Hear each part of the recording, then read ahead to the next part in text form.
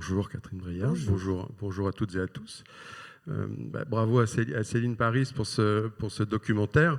C'est vrai que tout a déjà été dit, donc je ne sais pas ce qu'on va dire maintenant, mais en tout cas, on va éviter de paraphraser ce film qui fait vraiment un voyage extrêmement complet dans votre œuvre, commenté par vous-même et par des gens qui y ont participé. J'adore mes actrices. On avait compris, on avait remarqué. Et elle vous adore aussi. Et je pense elle vous adore aussi. C'est faux qu'elles me détestent et que Bah, je leur fais du mal. La preuve dans le film, en tout cas, Roxane Mesquida, Isabelle Huppert, Amira Kazar, enfin, toutes celles, Caroline Dusset, toutes celles qui ont l'occasion de s'exprimer,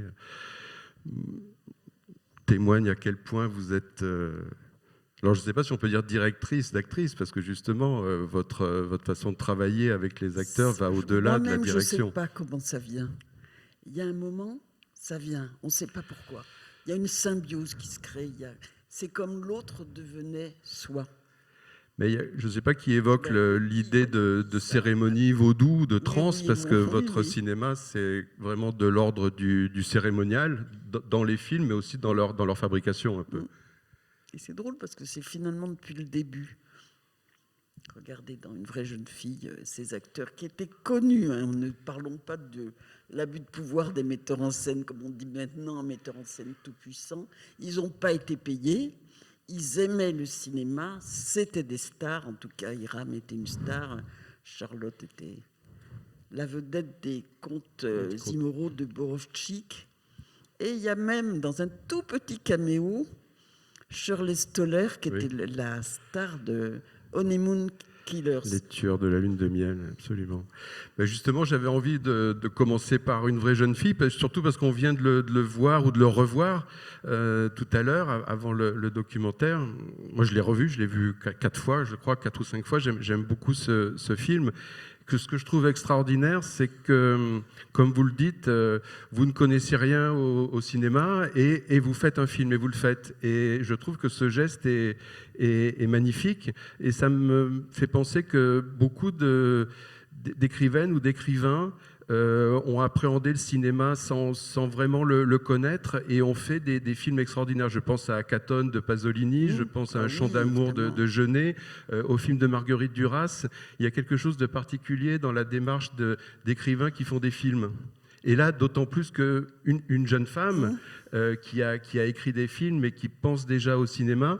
Moi, j'aime beaucoup le film parce que il ne ressemble absolument pas aux films qu'on tournait à l'époque, surtout pas les films érotiques des années 70. Il y avait la mode du film un peu sexy. L'érotisme. Et le film a quelque chose d'extraordinaire dans sa pureté et dans sa...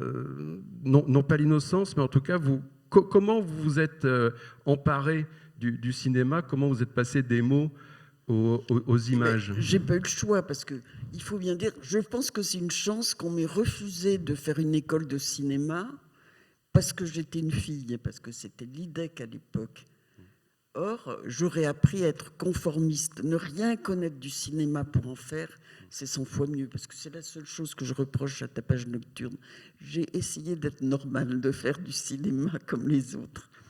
Et Une vraie jeune fille, ça me rappelle aussi ce qu'avait dit Jean-Pierre Melville quand il avait fait Le silence de la mer, donc son premier long métrage. Il avait dit, ne sachant pas que c'était impossible, je l'ai fait. Ah oui, moi je dis toujours à l'impossible, on est tenu. Voilà. Oui, mais c'est ça, un premier film, on met tout dedans. C'est pour ça qu'à ma sœur, je l'ai aussi fait comme un premier film. Après Romance, qui est quand même mon premier succès. Le premier succès critique, c'est Parfait Amour. Mais le premier succès tout court, c'est Romance. Et on attendait de moi que je fasse Romance 2, Romance 3, Romance 4. Et je voulais faire un tout petit film. Un premier film. Un premier film, c'est un film premier. Finalement, c'est toujours les plus importants. Oui, c'est le plus important. C'est comme les nombres premiers. Et Une vraie jeune fille, vous êtes peut-être certaines et certains à l'avoir vu, on est frappé par la dimension picturale du film. Vous parliez de Warhol, c'est vrai qu'on pense à l'hyperréalisme américain. C'était pour moi l'hyperréalisme, mais c'est en ça que c'est beaucoup mieux que la Fémis et tout ça. Parce que l'hyperréalisme américain, ou bien les tableaux du XVIIe siècle qui m'inspirent aussi beaucoup, dans les cadres, dans les positions des corps et tout, au point que parfois je recopie au millimètre, hein. La scène d'amour dans l'été dernier avec Léa, je ne savais pas comment filmer Léa pour cette scène où il est entre ses jambes. Et je ne savais pas comment faire pour qu'elle soit belle, qu'il y ait quelque chose et tout. Et dans la nuit, je suis allée regarder dans mon ordinateur parce que malheureusement, je n'anticipe pas les scènes d'amour. Dans l'angoisse la plus absolue, je trouve toutes les solutions la nuit. Maintenant, il va falloir que je les trouve bien avant pour tout mettre dans les contrats, pour pas avoir de problème. Mais bon, et la liberté est à ce prix. Heureusement, je commence à être vieille, j'y arriverai. Mais non seulement j'ai copié dans l'été dernier Marie-Madeleine en extase, mais quand on regarde le visage de Léa et Marie-Madeleine, c'est que le gros plan, mais c'est identique. Hein. Mais j'ai copié mais au millimètre. C'était vraiment là, la tête, là, appuyée là, pour avoir les narines, le cou arc-bouté, ce qui le rend magnifique. Il n'y a plus les tendons du cou, toutes ces choses laides. Parce que c'est très compliqué de filmer les scènes d'amour, parce qu'il y a beaucoup de défauts qui apparaissent, qui disparaissent pour que ça soit extatique. Et là, ce premier film, c'était l'hyperréalisme américain. Et je me rends compte maintenant que quand un cadre et un plan sont signifiants, le montage, les raccords, mais ça n'existe pas. Ce qui compte, c'est que le plan soit signifiant. C'est pas du tout qu'il soit fluide et en mouvement. Bon, il y a des metteurs en scène dont c'est le trip, hein, dont je ne vais pas te dire. Mais pour moi, je pense que... Et quand on n'a pas beaucoup d'argent, c'est aussi, ça vous sauve à chaque fois, parce que vous avez la chose magnifique. Parce qu'un plateau, il faut aller très très vite, on n'a pas d'argent, c'est brutal. Un peintre, il a tout son temps. Donc, il fait des études et il arrive à la perfection. Cette perfection, il faut que je la lui prenne, il me la donne. C'est finalement les plus grands, c'est les plus généreux, les peintres, parce qu'ils vous donnent la perfection. Et le sens du cadre. Et c'est l'hyperréalisme américain qui rencontre Lautréamont quand même. Oui. Il y a beaucoup oui, là, c'est très Lautréamont et du surréalisme. C'est évident, je veux dire, c'était que des métaphores, je n'avais pas gardé les droits. Et puis André Genovès me demande, parce qu'il voulait faire un film érotique féminin, comme avec Régine Desforges. Mais moi, je déteste l'érotisme. Donc, j'ai fait autre chose. Et ce qui rend le film aussi incroyable, c'est quand vous dites que vos films, eh ben, ils sont là, ils restent là, et ils ont quelque chose d'inaltérable dans leur force, dans leur puissance, dans leur émotion. Et ce film, Une vraie jeune fille, il est doublement ou triplement inaltérable parce que il est d'abord mort-né, après il arrive 25 ans après, mais comme un film nouveau, comme un film... Vous savez qu'il a eu l'avance sur recette 25 ans après sur film terminé. Oui. C'est comme ça que j'ai pu sortir le négatif 2000, du laboratoire. Et ensuite, qui est au générique, mais il devrait pas l'y être, la Muller Artemis. Il avait racheté les films dans la faillite de Genovès. Et il avait sorti le film comme un film porno. En cassette, en vidéo, alors que j'avais l'avance, que j'avais le visa de censure. Mais comme j'étais nulle, que tous les Français disaient que j'étais nulle, et pour 36 fillettes, et pour Tapage nocturne, la honte de la France. Il faut savoir que Toscan du Plantier a traversé l'Atlantique pour aller dire au Festival de New York qu'il faisait une énorme erreur en me sélectionnant, que je n'étais pas représentatif du cinéma français. Je m'en suis fait une gloire. C'est un compliment, oui. Non, mais le film est apparu en 2000, quoi, pour un public, enfin. Et moi, je me souviens, on l'a découvert comme un film nouveau, comme si le film avait été tourné hier, quoi. C'était Humbert Balzan qui m'a aidé. Oui, c'est Humbert Balzan qui m'a aidé pour l'avance sur recette.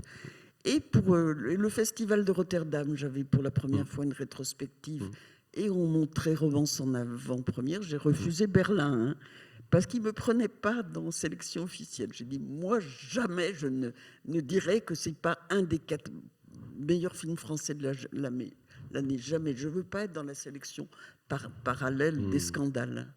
D'ailleurs, Cannes aussi m'avait proposé le scandale de Cannes.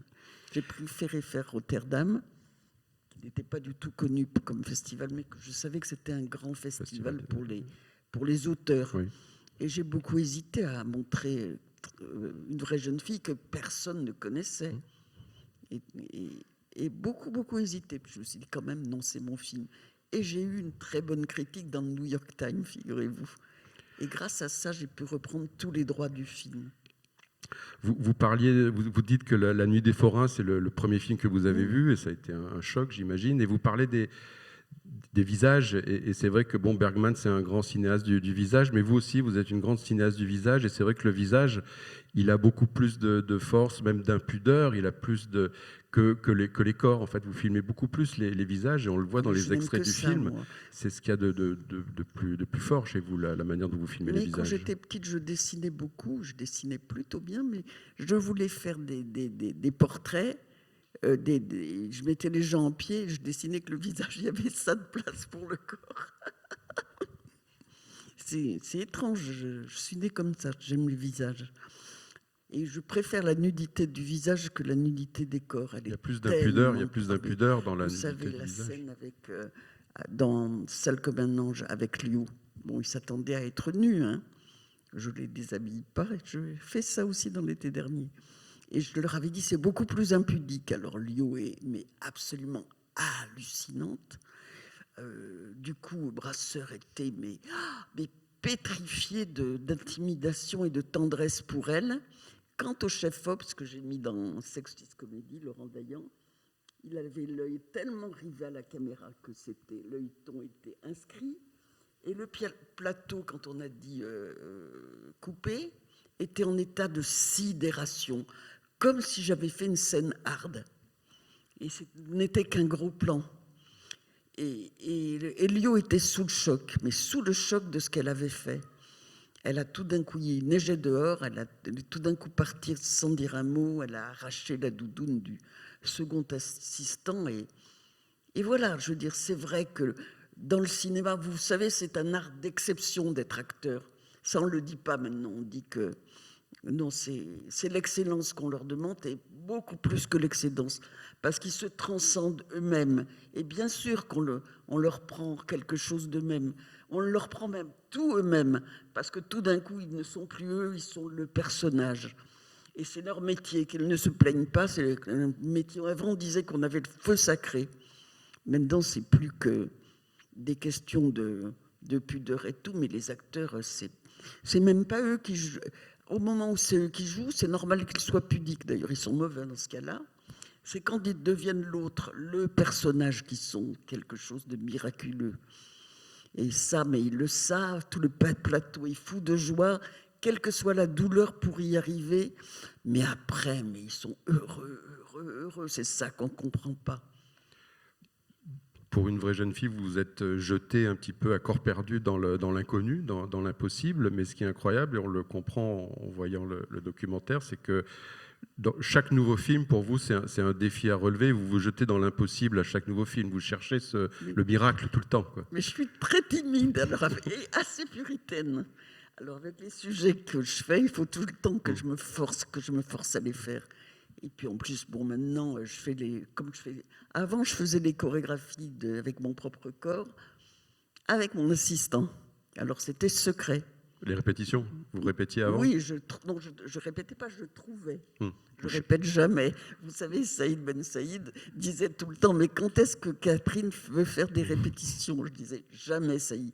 L'art, ça ne se répète pas, ça jaillit, c'est un geste premier. Voilà, c'est comme Et c'est Picasso, pour ça vous qu'on ne a cherchez peur. pas, vous trouvez. Oui, exact. Ah oui, c'est ça.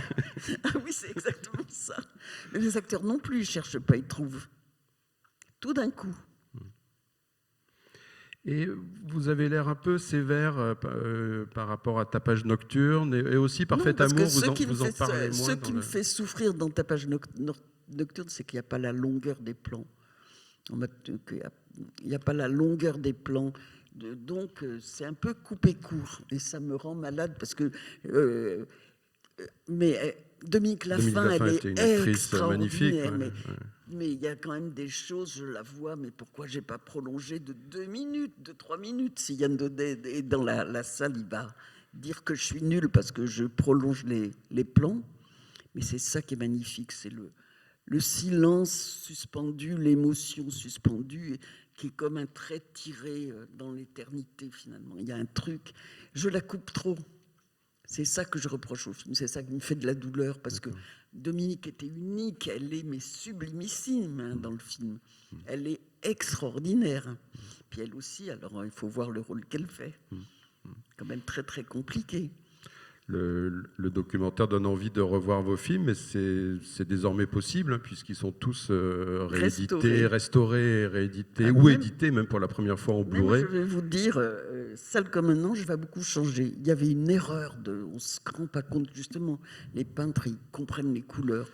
Dans Sale comme un ange, bon, moi j'aime beaucoup le côté très très très très diaphane, blanc et elle est aussi beaucoup de kitsch avec.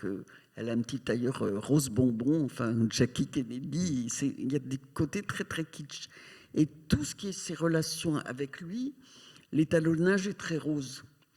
Mais dans la brigade territoriale, là c'est aussi étalonné rose. Ils avaient l'air d'être dans une boîte de poudre et des marquises de Pompadour. J'ai tout passé bleu. Mais le film est totalement changé. Ce film, je l'avais assassiné à l'étalonnage. Donc ça vous a permis vous avez beaucoup travaillé sur la restauration des films, personnellement Oui, heureusement, parce que Une vraie jeune fille, il n'y a que moi qui connaissais les couleurs. Il n'y en avait plus, il était verdâtre. Ça, il faut en parler des films en couleur. Les films en noir et blanc, ils ne bougent pas. Les films en couleur, ils se désintègrent. La couleur disparaît, c'est effarant. Alors heureusement que je suis vivante, j'ai pu le faire, parce que comme les couleurs, moi je suis complètement hystérique sur les couleurs. Hein. Je fais reteindre un drap en marron d'une autre couleur. Dans un masseur, je faisais reteindre un t-shirt jaune citron dans le jaune safran. Les couleurs, je suis hyper précise. Là, le maillot de bain de Charlotte Alexandra, il était bleu marine et blanc. Je l'ai repeint rose et noir. Et vous avez fait tous les costumes? Oui, tout. La déco aussi, la décoration aussi, tout. Mais c'est un film d'époque. Et puis la maison, elle était pas, même tout, même l'accessoirisme. J'ai ramené tout. Vous croyez que la tasse avec maman, je l'ai trouvée sur place? Oui, c'est parce que le film se passe dans les années 60. Oui, et je l'ai tourné dans les années 70. Vous l'avez tourné en 76? Non. Oui, 75. Oui, en tout cas, c'était vraiment un film d'époque. Ouais. Le t-shirt, je l'ai cousu. Toutes les robes Brigitte Bardot, je les ai faites. Ouais. Alors j'ai quand même un moment, le père lit le journal, et le journal, il y a une pub pour Le Parrain, deuxième partie. Donc ça s'appelle un anachronisme. Mais je ne savais pas si c'était volontaire ou pas. Pas du tout. Ah non, il y a aussi à moi... Il y a un peu d'anachronisme quand même. Je ne l'ai jamais remarqué. Par contre, il y a une faute de raccord dans les accessoires qui me saute à la figure. Oh là là, moi je le vois, et je vois que personne ne le voit. En même temps, c'est des années 60 très fantasmées, très stylisées aussi dans le Pas tellement. Le film. Ouais. Ah non, c'était ça les années 60. Hein. Les jupes plissées en tergale et les filles qui étaient formées, qui étaient presque des jeunes filles, qu'on habillait comme des petites filles. D'ailleurs, c'est la raison du titre 36 fillettes. Il y avait le 36 normalisé qui était pour les femmes de petite taille, et le 36 pillettes, c'était pour les jeunes filles qui étaient identiques de corps aux femmes de petite taille, mais qui étaient des jeunes filles. On pouvait même leur faire porter des robes à smock. Alors, entre Tapage nocturne et 36 fillettes, il y a 6 ans à peu près qui se sont écoulés. Vous n'avez pas fait de film. Qu'est-ce que vous avez fait pendant ces 6 ans? J'ai présenté inlassablement l'avance sur recette. J'ai épuisé 3. Toujours le même film ou Toujours le même. Et c'était 36 fillettes d'ailleurs. Hein, c'était 36 fillettes. Oui. Je laisse pas les gens me dire non. Donc vous avez eu le temps de le publier en roman, non, avant de Oui, c'est ça. Ah non, mais ça a été in extremis, parce que in extremis, il y avait Christian Bourgois qui était le nouveau, qui est mon éditeur. Mais bon, il y avait Dominique Sanda qui me haïssait. Pour des questions tout à fait personnelles. On n'est pas ici. Et je savais, et puis toujours le fait que même Christian Bourgois, il m'a appelé au téléphone et il m'a dit « Oui, Catherine, c'est pas possible, le film serait très très bien, mais alors, parce que ça durait dans la scène de tentative de viol, enfin c'est un viol très bizarre qui finalement n'a pas lieu et tout, ça durait 4 ou 5 pages. il m'expliquait que non, ça, vraiment, c'était vraiment un lieu commun, que le cinéma, c'était l'art de l'ellipse. Et moi, c'est le cœur du film. Je pense que le lieu commun... Alors, je lui avais dit, ben moi, je n'ai même pas besoin de sortir de la chambre. Il n'y aurait que la scène de la chambre pendant 1h30. C'est mon film. Et donc, c'est vraiment à cause de ça. Alors, des présidents de commission, mais vachement gentils, Jacques Perrin, tout ça. Mais ils ne comprenaient pas. Ils ne comprenaient pas. Et je ne voulais pas changer. Et le jour de l'avance sur recette, j'ai compris que je ne l'aurais pas. Donc, j'ai envoyé une lettre hautaine par porteur en disant que je savais que je n'aurais pas l'avance sur recette parce qu'ils ne comprenaient pas mon film, parce que justement, il n'y avait pas de psychologie. Et j'allais leur faire, je demandais à être ajourné le jour de l'avance, hein, et que j'allais leur faire une explication de texte sous forme de roman. Je suis allée voir Claude Carrère, à l'époque faisait une maison d'édition. Je lui ai expliqué le projet. Bon, comme il n'était pas très éditeur quand même, il a accepté de me donner pour l'époque un énorme avaloir. Et ça, je savais que ça blufferait Christian Bourgois. L'avaloir. Et puis aussi un scénario dont on dit j'ai pas fait le film. Mais non, mais le scénario était médiocre. D'accord, parce qu'il n'est pas publié. Si on le publie, ça devient une œuvre. Oui, il a pris de la valeur.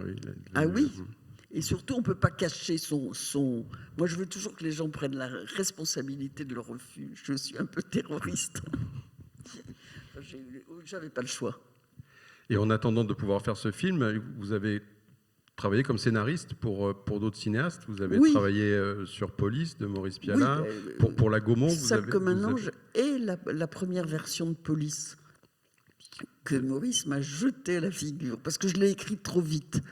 Il supportait pas, mais que j'écrive très vite parce qu'il voulait être aussi écrivain. Puis il voulait tout le temps me parler. Il fallait que ça aille lentement.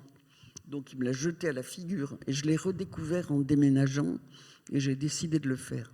Mais en revanche, vous aviez fait un travail de documentation sur le milieu du gangstérisme avec un avocat qui a beaucoup servi à Maurice Pialat. Oui, j'ai failli me faire tuer. Là, il ne revendiquait pas d'être co-scénariste. Aucun, d'ailleurs, ne le revendiquait. Là, c'était bien moi. Non, mais ce que supportait pas Maurice, il faut le comprendre, hein, parce que Maurice, il est comme moi, il n'invente rien. Alors que je prenne une histoire entièrement que j'ai trouvée, mais je faisais comme lui, donc c'était lui qui l'avait écrite. Il ne pouvait pas penser que je puisse... Or, ce qui compte, c'est pas que l'histoire soit vraie, c'est le changement de média. La création, c'est ça. Vous croyez que c'est ça la création, c'est le fait qu'on met les choses sur le papier ou sur le cinéma ou sur la peinture. D'ailleurs, quand je me suis fait enlever par les truands, je me souviens, j'avais un truand à un moment qui était je me serais cru dans Des souris et des hommes. Je me suis échappée d'ailleurs. Et je lui tenais tête, c'était vraiment un demeuré, et il voulait m'emmener là où je savais que les gens, on leur brûlait la plante des pieds pour les mettre au pas, si je peux dire. Et il me disait que j'étais une balance, parce que les gens du milieu, ils voulaient quand même arrêter le film. Et j'étais une balance parce qu'ils se reconnaissaient dans le scénario. Et moi, je disais non. Mais là, les yeux dans les yeux, ce qui compte... D'abord, vous avez qu'à ne pas vous reconnaître. Et ce qui compte, c'est pas que ça soit vous, c'est que ça soit sur un autre support, l'écriture. Et là, c'est pas vous, c'est une œuvre. Ah oui, parce qu'il me disait que j'avais aucune imagination. Ça me vexait profondément. Et je disais non, ce qui compte, c'est que de ce qui est là, on en fait ce qui est là, avec un autre matériau à l'œuvre, soit les mots, soit le film, soit la peinture. C'est comme ça, on transporte la vie. Autrement, tout le monde vit la même vie. C'est vrai que je la copie sans arrêt.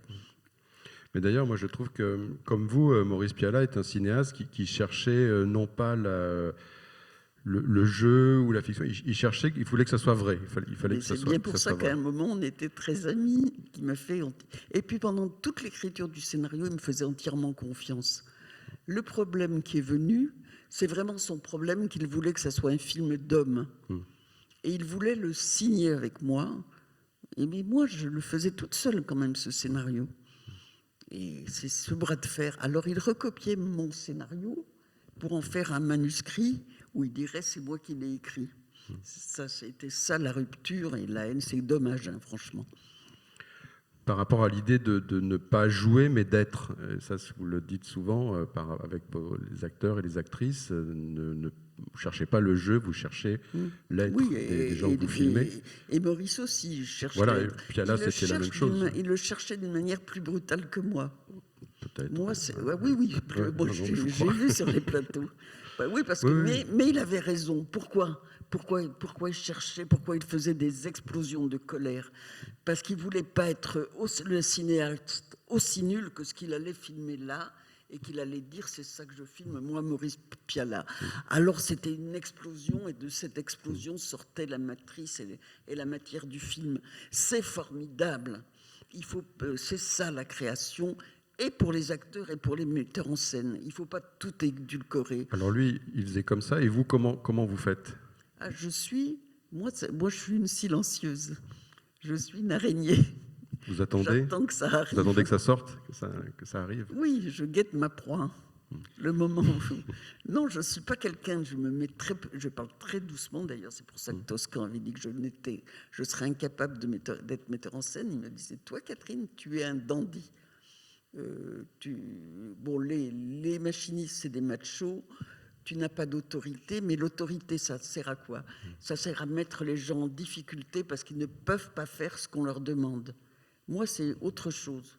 D'abord, moi, déjà, je sais que sur les plateaux, j'arrivais pendant très longtemps en disant que techniquement, j'étais nulle. Je le sais.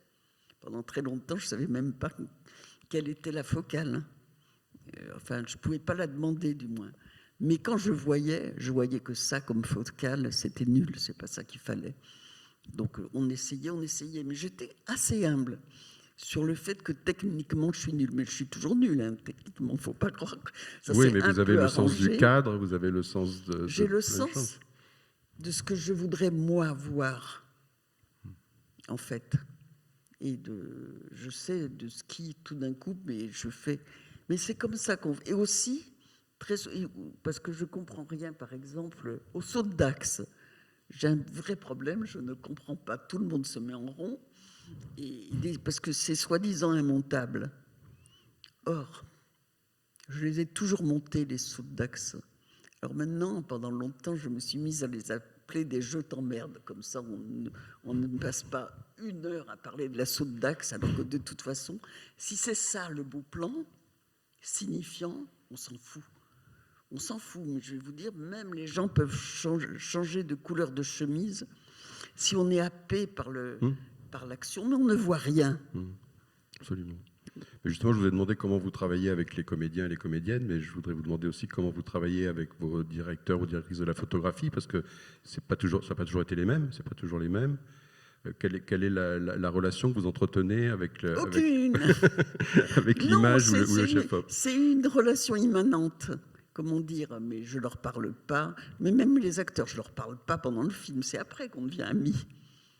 Mais moi, pendant le film, je parle à personne. Vous êtes le film, comme vous dites. Non, mais je suis très... Non, mais Léa, je ne vais pas adresser la parole pendant tout le film. Hein. Je la dirigeais. Il n'y a que quand je dirige que je parle. Et dans le fond, il y a une symbiose qui se fait, parce qu'il y a le moment où on sait qu'on y est arrivé à la scène, il y a quelque chose qui se fait ensemble. Ça n'a pas besoin de paroles. Les paroles, c'est les paroles du film. C'est là que je leur dis quelque chose. Et votre dernier film en date, l'été dernier, est l'adaptation d'un film préexistant, d'un film.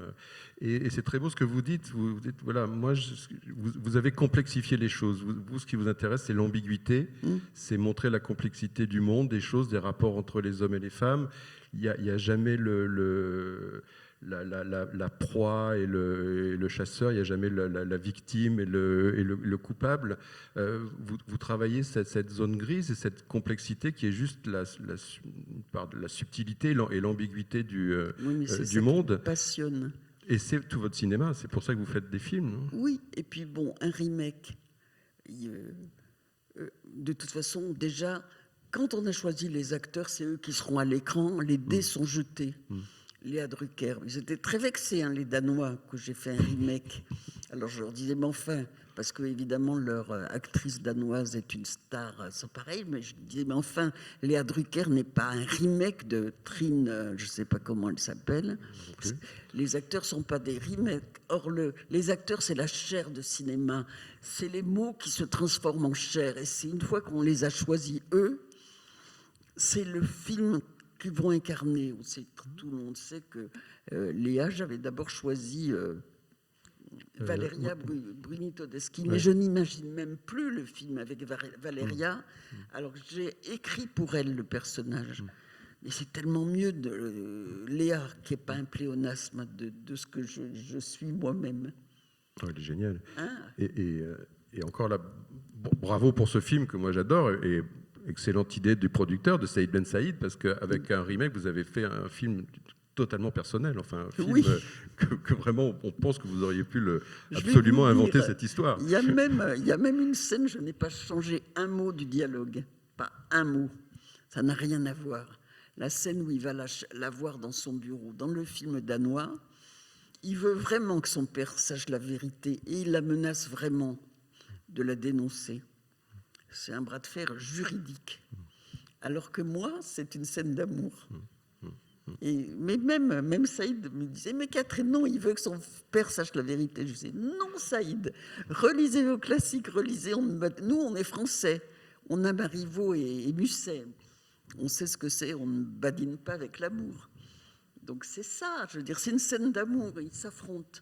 Et souvent, moi j'aime beaucoup les affrontements où chacun s'affronte et puis avec à l'autre, en fait, croit qu'il s'affronte à l'autre alors qu'en fait, il meurt d'amour, quoi. Et que toute la violence est le fait que c'est l'autre qu'on veut et que l'autre vous rejette. Enfin, ça, c'est quand même fascinant à mettre en scène. Et ils ont été incroyables tous les deux. C'est les mêmes mots que le film danois. Et la scène brûle d'amour, quoi. Tout est question de mise en scène, justement. Est-ce qu'il y a des questions dans la salle? Je suis sûr que vous avez des questions pour Catherine Breillat. Je ne vois pas bien, mais... Ah oui, il y a une main qui se lève et il y a un micro qui va arriver.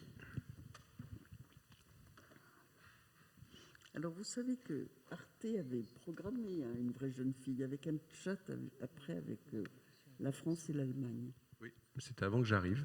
Oui. Mais c'est bien. Vous êtes beaucoup plus jeune que moi. Et non, c'est pas ça, mais je faisais des choses avant. Et on parle de l'été dernier qui va être diffusé sur Arte cet été. Voilà, donc pour ceux qui ne l'ont pas vu. Monsieur, allez-y. Oui, bonsoir. Moi, j'adore Une vraie jeune fille. J'ai toujours pensé qu'il y avait deux films jumeaux à Une vraie jeune fille. C'est Ne nous délivrez pas du mal de Joël Seria et le film de Gainsbourg, Je t'aime moi non plus, qui a été fait à peu près au même moment. Et je voulais savoir si vous aviez vu ces films, si vous les connaissiez, si vous les avez vus par la suite ou pas. Ni l'un ni l'autre. Je connaissais Gainsbourg, par contre, qui avait écrit... La musique de Tapage nocturne. Oui. Et qui avait été aussi l'amant de ma sœur. Il avait mauvais goût, il n'avait pas choisi la bonne. Et Je t'aime moi non plus, vous ne l'avez pas vu alors? Hein? Je t'aime moi non plus, le film de Gainsbourg, vous l'avez vu ou pas, le film? Oui, bon, Gainsbourg, s'il était un grand cinéaste, ça se saurait. Mais même si c'est pas un grand cinéaste forcément, mais vous trouvez pas qu'il y a des proximités entre le film sur ce que ça raconte par rapport au dégoût, sur cette plage? Il est évident que j'ai des similitudes avec Gainsbourg, ne serait-ce que mes chansons, que quand vous écoutez les chansons, je les fais les chansons. Les chansons de Tapage nocturne, c'est moi qui les ai écrites. J'ai quand même écrit aussi celles à ma sœur. Donc, je veux dire, évidemment qu'on a des choses semblables. Vous savez, il y a des affinités qui se trouvent dans les époques, parce qu'il était aussi de la même époque que moi. C'est à peu près la même époque, oui, c'est pour ça. Oui. Mais la musique, il y a Mort Schumann qui a fait la musique de... Ah oui, alors vous savez que pour qui est vous dire géniale. comme les gens étaient incroyablement généreux à l'époque. Bon, je ne connaissais mais absolument pas Mort Schumann. Et je descends pour regarder chez qui il enregistrait Mort Schumann. C'était Philips, je crois. Et je prends le numéro de Philips dans l'annuaire et d'une voix hautaine, j'ai dit « Je voudrais parler à l'attaché de presse de Mort Schumann ». J'ai expliqué, je voulais qu'il fasse la musique de mon film, qu'il y avait des chansons et tout. Il est venu dans une toute petite salle de montage. Il faut dire que la production était semi-porno, parce que c'était bien Genovès qui produisait officiellement. Mais en réalité, le producteur, qui d'ailleurs joue le facteur dans le film, et son frère était au point, était le cousin de sa femme et était un producteur de films porno. D'où l'accès aux acteurs du porno, que ce soit le type là dans le manège ou la maîtresse du père. Alors la définition de porno aussi, ça c'est très important, tiens, par rapport à une vraie jeune fille. Comment j'ai eu le visa de censure? Je l'ai eu aussi pour Romance. Parce que j'explique toujours, moi, que Pierre Soudet, qui était le directeur de la censure à l'époque, puisque j'avais fait L'Homme facile, qui était tout de même un livre pornographique, donc elle avait fait une sorte de, comme vous et moi, mais le directeur de la censure, et il y avait l'électrice de elle, et on ne parlait que de sexe et de ce qui était censuré. Et je me suis rendu compte, et ça rejoint notre époque, que pour Pierre Soudet, tout le problème était que les acteurs soient convenables, ne fassent pas l'amour pour de vrai. Alors il disait que c'était ça qui faisait qu'un film était porno. Et moi je lui disais non, ce qui fait qu'il est porno ou pas, c'est la grosseur du plan. Si vous avez les acteurs là qui font vraiment l'amour là en haut de la colline, vous ne le savez pas. Si par contre je fais un plan là, entre les jambes, vous le savez. C'est donc la grosseur du plan et où est le regard. Et j'ai eu du coup le visa de censure sur Une vraie jeune fille, mais c'est grotesque, hein, à cause du lait concentré Nestlé. Parce que c'était la moralité du père qui comptait. Alors pour eux, le père éjaculait. J'ai dit non, c'est du lait concentré Nestlé. Et du coup, même le prêtre catholique m'a donné l'absolution. Et donc, on a eu l'interdiction au moins de 18 ans. Mais pas X. Hein? C'était moins de 18 ans, mais pas... Oui, mais c'était moins de 18 ans, comme au temps des amants. Non, le X n'était pas encore là. D'accord. Ah oui, c'était avant la loi X. A été concocté, tiens, ça c'est une anecdote que vous ne connaissez pas, avec Michel Guy, qui était le ministre de la Culture à l'époque, et Benoît Jacot. Ah oui. Ah oui, oui, qui était fort censeur. Je ne savais pas. Oui, oui, et qui voulait Xer tous les films. Il voulait Xer non seulement les films porno, parce qu'il y avait cette explosion de films porno libertaires. C'est-à-dire, ce n'était pas le porno de maintenant, c'était du porno intelligent, plutôt libertaire. Il y avait Devil and Miss June. Exhibition. J'ai horreur, mais et derrière la porte verte. Et donc... C'est surtout que les films X, les films pornographiques avaient tellement de succès qu'ils prenaient toute la place, en fait, et l'industrie du cinéma français, c'est un peu... Il voulait même Xer Emmanuel, qui est quand même pas un film porno. Donc la loi X a permis de remettre la pornographie dans un ghetto. Oui, autoproclamée, comme les coordinatrices d'intimité. Il y a des gens qui s'autoproclament. Est-ce qu'il y a une autre question ?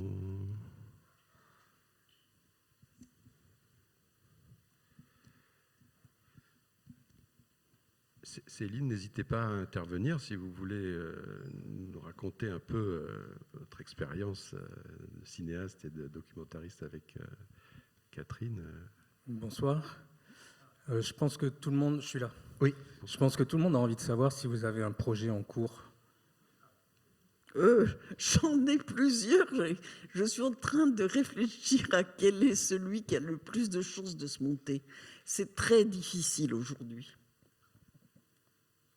D'autant plus que je n'ai pas envie d'être neutre. Je suis moi, je ne peux pas être autre chose. Mais vous savez bien que j'ai toujours été à l'inverse de l'époque. J'avais réussi, avec Romance, il y avait une bascule. J'étais enfin dans l'air du temps. Les gens acceptaient l'inacceptable, si on peut dire. Maintenant, ils ne supportent plus. Si je fais ça, je vous touche la main comme ça. Vous savez bien que c'est arrivé à ce pauvre Téchiné. Oui. Ah, il m'a effleuré la main. En privé, pas en public. Mais oui, c'est quand même. C'est ça quand même, on en est là. On vit une époque sous prétexte tout de même de quelque chose, de la conduite probablement déviante d'un producteur. C'est la chasse aux sorcières du cinéma d'auteur. On veut leur ôter tout. Ils sont suspects, mais tous les cinéastes, présents, passés et à venir. Il suffit d'être un auteur pour contrarier la pensée unique qui veut s'instaurer. On est à la veille d'une dictature de la pensée. Hein. Si vous ne réagissez pas, ça va arriver. Sous prétexte de féministe. Non, c'est pas ça être féministe. Vous l'avez toujours été féministe. Hein? Vous l'avez toujours été féministe. Oui, mais elles étaient déjà... Le féminisme, pour moi, ne rime pas avec puritanisme. Or, ça a toujours rimé. Sauf quelques-unes, les libertaires, comme Virginie Despentes et d'autres tout à fait connus. Mais généralement, c'est un puritanisme, mais ayatolesque. Je l'ai montré, une vraie jeune fille, aux féministes en montant. Elle s'appelait les Musidora. Mais elles ne m'ont plus adressé la parole pendant 20 ans. Oui, parce que dans les années 70, il y avait des mouvements féministes aussi très, très forts. Et à cette époque-là, vous faisiez Tapage nocturne, vous faisiez Une vraie jeune fille. Elle me haïssait. Parce que quand on voit effectivement, vous avez été un peu, pendant longtemps, enfin pendant plusieurs films, l'objet de torrents de haine de la critique. Hein. Oui. D'ailleurs, on voit les passages à la télé, là, sur les plateaux télé, on voit bien qu'ils ont envie qu'ils ont envie de dire du mal du film, en tout cas qu'ils n'ont pas aimé. Oui, c'est curieux, parce que les pays anglo-saxons ils me disent qu'ils ne comprennent pas eux-mêmes. Et c'est grâce à la presse américaine. Pourquoi on vous aime, puisque nous, on est puritains? C'est vrai. Je ne sais pas. C'est un peu une anomalie, mais c'est vrai que c'est la presse américaine qui est la première ça me diminue de dire ça, mais je suis l'estampe japonaise. Je suis la petite française. Oui. Il y a aussi de ça. Alors que les Français se reconnaissent trop, et c'est intolérable. Et en plus que ce soit une femme qui le montre. Ça serait un homme qui montrait ça. J'aurais dû faire comme George Sand. Mais d'ailleurs, on voit que les critiques qui n'aimaient pas vos films, à l'époque, c'était pas seulement les hommes, il y avait des hommes et des femmes aussi. Ah ben, ils étaient même les plus hystériques. Ouais. Oui, elles étaient même... Ça a plutôt changé quand même, puisque c'est surtout des femmes qui ont écrit sur vous en France. Il y avait eu Claire Clouzot, il y a eu Mais Muriel Claire Joudet. Clouzot, c'est parce qu'elle est allée avec moi en Iran. Il y a un moment très, très, très important pour moi que j'appelle le manifeste de Téhéran, où j'ai été invitée en Iran. Tout le monde s'était désisté tellement ils avaient peur. Le ministère de l'Intérieur voulait que je n'y aille pas. Et le sujet, c'était place de la femme dans le cinéma, comme cinéaste et comme actrice. Utilisation du corps de la femme dans le cinéma. Vous voyez, là, ça commence à dévier. Et moi, j'ai quand même fini par l'empire des sens. Tout le sujet même de la représentation amoureuse au cinéma, même en allant jusqu'à la pornographie, du moment que c'était quelque chose de transcendant, j'en ai parlé dans ce discours, non seulement à la télévision iranienne. Alors c'était sûrement très mal traduit. Hein. Alors vous en avez parlé, mais je ne pense pas qu'ils ont pu voir le film. Ah non, aucun film. Aucun film. Oui, mais n'empêche, ceux qui ont déjà entendu, bien d'en parler. Oui. Je vais dire ça à l'Assemblée nationale à Sandrine Rousseau. Elle me met en prison tout de suite, alors que les gardiens de la révolution iranienne... Vous en laissez partir. Oui, mais parce que j'utilise toujours des doubles sens. C'était en quelle année, ça, le Juste voyage en avant Iran ? Romance. Pour moi, c'était un talisman. Si je faisais ça, alors je pourrais faire Romance. Et ça a été très, très important. Parce que justement, Claire Clouzot, qui était une féministe, qui ne m'aimait pas. Parce que les gens croyaient, et même des critiques, croyaient que je faisais des films érotiques, des films de cul. Et là, ils ont compris avec ce discours en Iran, où il y avait Claire Clouzot, mais aussi Agnès de Victor, qui a écrit, ma grande fierté, elle a écrit un article dans Le Monde, où c'est Catherine Breillat défie la censure en Iran. Alors en France, la censure... Oh bah, bravo. Hein? Non, mais je ne savais pas ça. Non, mais moi, je ne peux pas plier, c'est impossible. Bah, tant mieux. Tant mieux. Est-ce qu'il y a une autre question, ou peut-être une dernière question? Je ne sais pas si on a du temps encore aussi. Il faut... C'était là.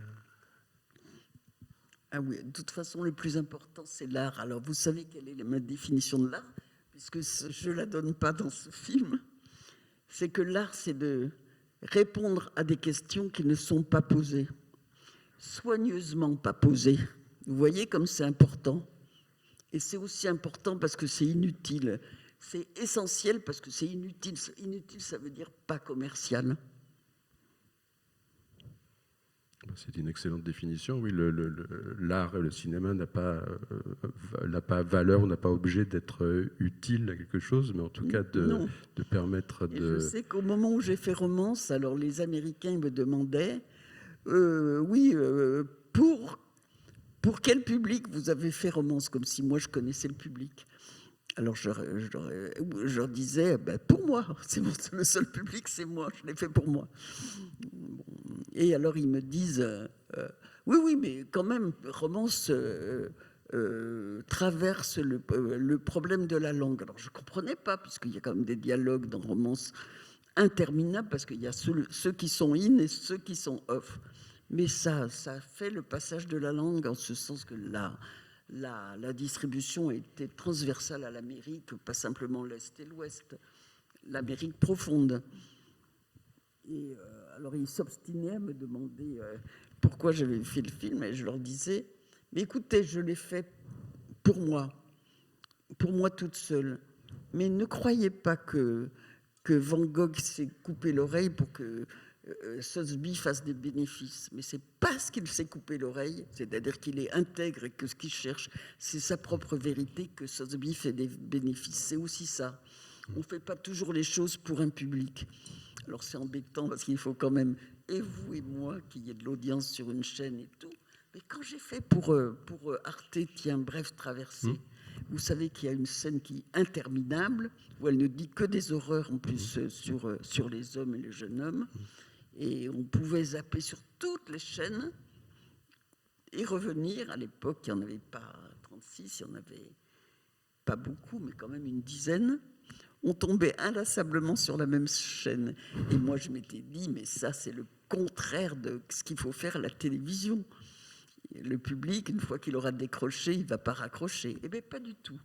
C'est un admirable film qui a fait beaucoup d'audience. C'est souvent en faisant le contraire de ce que les gens pensent qu'on arrive à quelque chose qui est valable. Oui, figurez-vous que c'était en audience captive. Ça, c'était dans Ciné-Chiffres, c'est vous dire. Écoutez, en tout cas, je suis d'accord que le cinéma n'a rien à communiquer, mais il a à exprimer une vérité, une part de vérité qui est celle de l'auteur, de la Bref, réalisatrice. Traversée, c'est le bébé c'est l'été dernier bébé. Hein. Et ça explique aussi la cohérence, la force de votre cinéma, du premier film jusqu'à l'été dernier. Oui, je suis obsédée, je suis sérielle, moi.